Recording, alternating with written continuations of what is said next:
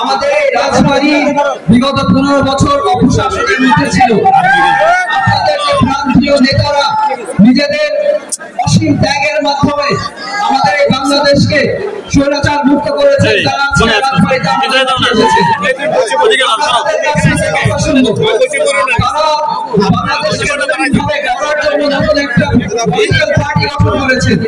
যে political party অনুপ্রাণিত করেছে, যে আমরা চিন্তা করেছি বাংলাদেশে এসে আমরা এই পলিটিক্যাল প্রসেসে অন্তর্ভুক্ত হব, আমরা রাজবাড়ির পরিবর্তনে কাজে লাগবো, সেজন্য রাজবাড়িতে এসেছি। এই রাজবাড়িতে আপনারা আজকে এতগুলো মানুষ এখানে এসে যে উষ্ণ একটা সংগঠন আমাদেরকে দিয়েছেন, এই জন্য আপনাদের প্রতি অশেষ কৃতজ্ঞতা।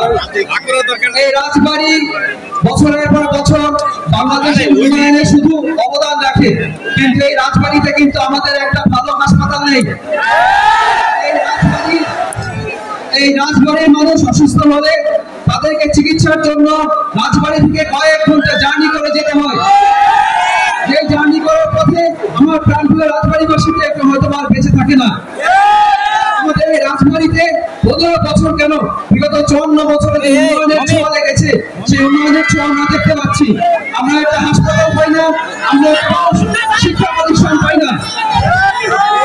আমরা জাতীয় নাগরিক কমিটি থেকে, জাতীয় নাগরিক পার্টি থেকে আপনাদের কাছে আজকে এসেছি আপনাদের কথা শুনতে।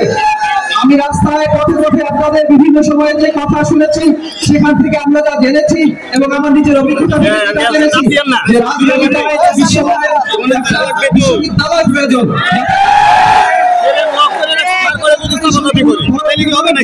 শুধু অন্য জেলায় যেতে না হয়, রাজবাড়িতে একটা বিশ্ববিদ্যালয় পায়। আমরা রাজবাড়িতে চিকিৎসার ক্ষেত্রে বিশ্বমানের একটা হাসপাতাল চাই। আমরা রাজবাড়িবাসীর পক্ষ থেকে সারা জীবন আমরা কাজ করবো। রাজবাড়িবাসী যারা আছি, আমাদের যোগাযোগ ব্যবস্থা কিন্তু একটু ভালো না। এই জন্য রাজবাড়ির উন্নয়ন আমাদের ক্ষেত্রে ব্যাহত হয়। সেই পঞ্চম যতখানি বড় হওয়া প্রয়োজন, ততখানি হতে পারে না। আমরা জাতীয় নাগরিক পার্টি থেকে আপনাদের কথা শুনেছি, আমরা নানা সময় চেষ্টা করবো সরকার পর্যায়ে প্রত্যেকটা অপরচুনিটিতে আপনাদের এই দাবিটা সবার কাছে তুলে ধরার জন্য।